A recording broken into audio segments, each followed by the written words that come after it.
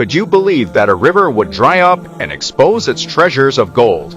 Nobody could tell this just a few years ago, but there are numerous hadith, and also ayah in the Quran. The world can see them coming true right now. A river which was huge and long flooded with water, was ready to take everything with its flow that comes its way.